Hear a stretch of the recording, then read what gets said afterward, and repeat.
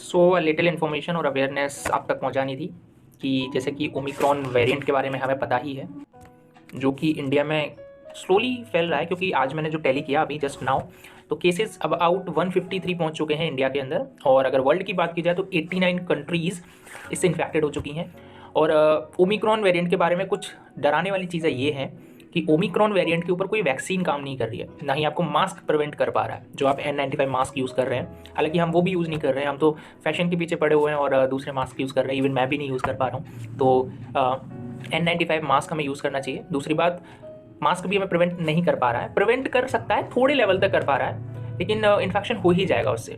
और अब तक तो इसके सिम्टम्स का पूरी तरीके से पता नहीं लगा था। अभी ब्रिटेन ने एक रिसर्च किया है, उसमें थोड़ा सा सिम्टम्स के बारे में पता लगा है कि नाक से जो है वो एक पानी जैसा निकलने लगता है, वो रेगुलर हो जाता है जैसे सर्दी में नॉर्मली होता है, तो वैसा ही एक सिम्टम है। दूसरी बात, गला सूखने लगता है, थ्रोट जो है वो एकदम डिहाइड्रेटेड हो जाता है। और एक और चीज़ है कि थकान, फटीग, जो ऑब्वियसली कोविड में भी हमें होता था, तो वो चीज़ हमें यहाँ पर देख कर चलना है कि ऐसा कोई सिम्टम तो नहीं है। हालांकि सर्दी जुकाम में भी सेम सिम्टम ही होते हैं लगभग, तो पैनिक नहीं करना है कि हमें कोविड हो गया या हमें ओमिक्रॉन हो गया, नहीं। हाँ, कुछ डराने वाली चीज़ ये है कि ओमिक्रॉन वेरिएंट वैसे तो डेडली नहीं है, इससे आपकी मौत नहीं होगी इतनी जल्दी, लेकिन अगर ये म्यूटेट करता है डेल्टा वर्जन के साथ, यानी डेल्टा वेरिएंट के साथ, तो ये बहुत डेडली बच जाता है और ये काफ़ी फास्ट फिर इन्फेक्ट करता है बॉडी को। जैसे कि हमने कोविड में देखा था कि इन्फेक्शन पहुंचता था लंग्स तक और फिर ब्रीदिंग में प्रॉब्लम होती थी, फिर ऑक्सीजन की कमी होती थी, और हमने क्राइसिस भी देखा कितना भयंकर इंडिया में हुआ। तो ऐसी सिचुएशन ना आए उससे पहले हमें अवेयर करना स्टार्ट कर देना चाहिए। देखो, हर चीज़ हम गवर्नमेंट पर नहीं छोड़ सकते हैं।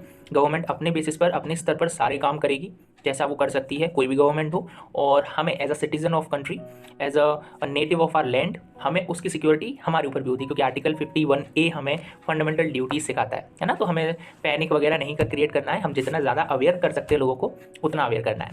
नेक्स्ट चीज़ है कि mRNA एक टेक्नोलॉजी होती है, मैसेंजर राइबोन्यूक्लिक एसिड टेक्नोलॉजी, जिसमें बॉडी का कोई सिंगल प्रोटीन लेकर उसके ऊपर वैक्सीन बूस्ट की जाती है, जिससे हम प्रिवेंट कर पाते हैं। तो mRNA की जो वैक्सीन है, जिसमें 2 वैक्सीन के नाम आते हैं। वैसे तो दुनिया की सारी वैक्सीन फेल हो चुकी हैं, चाहे वो कोविशील्ड हो, कोवैक्सीन हो, या कोई भी हो।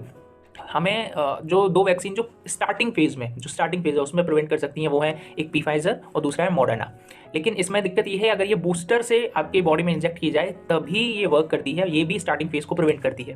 हालांकि इतना ज़रूर पता लगा कि Pfizer mRNA टेक्नोलॉजी से बनी हुई है, तो उसको और ज़्यादा हाई सिस्टम के साथ जनरेट किया जाएगा ताकि हम और उसे इफेक्टिवली वर्क करा सकें, ठीक है। हालांकि ये स्लोली स्प्रेड हो रहा है। सबसे बड़ी चीज़, सबसे ज़्यादा इंपॉर्टेंट चीज़ है इससे बचने के लिए, वो है social distancing. Public crowd area पर हमें नहीं जाना है, क्योंकि देखो, आप इन्फेक्ट हो गए, आपको पता भी नहीं लगेगा, क्योंकि ये जो वेरिएंट है काफ़ी ज़्यादा ऐसा लगता है नॉन सिम्टोमेटिक है। क्योंकि नॉर्मल सा हमें खांसी जुकाम जैसा सिम्टम होगा, उससे हमारे फैमिली मेम्बर भी हो जाएंगे, क्योंकि मास्क वगैरह भी प्रिवेंट नहीं कर पा रहा है ना। और हम जहाँ भी जाएंगे वहाँ इन्फेक्शन फैलाएंगे, क्योंकि कैरियर ऑब्वियसली हम ही बनेंगे, ठीक है। वीडियो ज़्यादा लंबा हो जाएगा तो जल्दी एक्सप्लेन कर देता हूँ।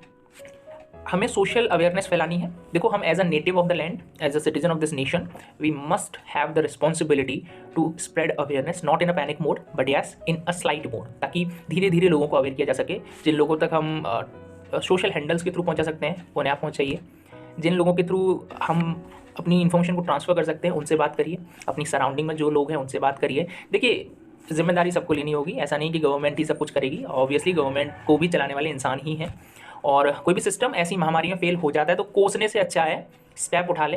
प्रेयर करने से अच्छा है कि पहले कोई स्टेप उठा ले, अच्छा, ठीक है। प्रेयर से हमें होप और कॉन्फिडेंस तो मिल सकता है, लेकिन ऐसा नहीं है कि हम यहाँ प्रेयर करें और हमारी आर्मी जो बॉर्डर पर खड़ी है वो ऐसे ही जीत जाए बिना खून बहाए, बिना गोली चलाए, तो ऐसा नहीं हो सकता ना। तो एक स्टेप लेना होता है, तो वो स्टेप हमें लेना है, बहुत आराम से, बहुत शांति से वो स्टेप लेना है। अगर आपने टाइम निकाल कर इसे यहाँ तक सुना तो उम्मीद करता हूँ कि आप एक स्टेप उठाओगे और अपने थ्रू, अपने सोशल हैंडल्स के थ्रू, अपने सोशल प्लेटफॉर्म्स के थ्रू अवेयरनेस फैलाओ।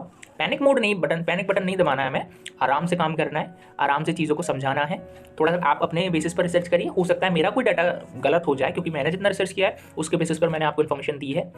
बाकी आप अपने सोशल प्लेटफॉर्म्स का सबसे ज़्यादा यूज़ करिए, और जो लोग जो सोशल हैंडल्स को या जो सोशल प्लेटफॉर्म को एक्सेस नहीं कर सकते हैं उन तक ये बात पहुंचाने के लिए आप लोगों का प्रयोग करिए, यानी कि अवेयरनेस फैलाइए अपनी सराउंडिंग में। उनसे कहिए कि आप आगे बताइएगा ज़रूर, क्योंकि ये लाइफ का मैटर है यार। ये किसी गवर्नमेंट का मैटर नहीं है कि कौन सी सरकार है, या ये किसी धर्म का मैटर नहीं है कि हिंदू, मुस्लिम, सिख, ईसाई, क्रिश्चियन। ये मैटर लाइफ्स का है, ये मैटर अर्थ का है, ये मैटर हमारे देश का है। लोग मरेंगे, इकोनॉमी पर भी फ़र्क पड़ेगा, क्योंकि जैसा हम देख चुके हैं 2020-21 में जीडीपी काफ़ी गिरी, फिर उठी जैसे तैसे, और चीज़ें महंगी हुई, जिसके लिए हम गालियाँ देते हैं सरकारों को, लेकिन उसके पीछे का रीज़न हम नहीं जानते हैं। खैर, वो एक अलग मैटर है। बाकी आपको बस अवेयरनेस फैलाना है, बहुत आराम से फैलाना है, जैसे मैं आपको बता रहा हूँ ऐसे लोगों को बताइए। सोशल डिस्टेंसिंग का पालन ज़रूर करें, और सोशल डिस्टेंसिंग आप थोड़ा बढ़ा दीजिए, 2 गज की नहीं 5 गज की सोशल डिस्टेंसिंग कर लीजिए, क्योंकि पता नहीं है अभी कहाँ तक ये इफेक्ट करता है। ये आपकी ज़िंदगी का मैटर है, ये हम सब की ज़िंदगी का मैटर है, तो मिलकर लड़ते हैं, अपनी रिस्पॉन्सिबिलिटी खुद उठाते हैं कि हमारी भी कुछ फंडामेंटल ड्यूटीज़ बनती हैं, ठीक है। तो उम्मीद करता हूँ कि इन्फॉर्मेशन आप ज़रूर आगे तक पहुँचाएंगे। बाकी अपने बेसिस पर रिसर्च करिए। All the best, stay healthy, stay safe, stay home, और पब्लिक क्राउड या पब्लिक प्लेसेस पर जाने से थोड़ा सा अवॉइड करिए। कॉलेजेस वगैरह बहुत जल्दी बंद हो जाएंगे, ये मुझे पूरा पता है, पूरी इन्फॉर्मेशन है इस बारे में। कहीं ना कहीं सर्क्यूलर्स आने लग जाएंगे जैसे ही केसेस 1000 के क्रॉस करेंगे, और तब तक के लिए देखो हर स्टेट में सबसे ज़्यादा, ये इन्फॉर्मेशन और दे दूँ, थोड़ा सा और लंबा रखिए, हर स्टेट में कहीं ना कहीं थोड़े बहुत केसेस हैं। सबसे ज़्यादा महाराष्ट्र में है, केरल में है, गुजरात में है, वेस्ट बंगाल में काफ़ी कम है, लेकिन धीरे धीरे स्प्रेड हो रहा है, ठीक है।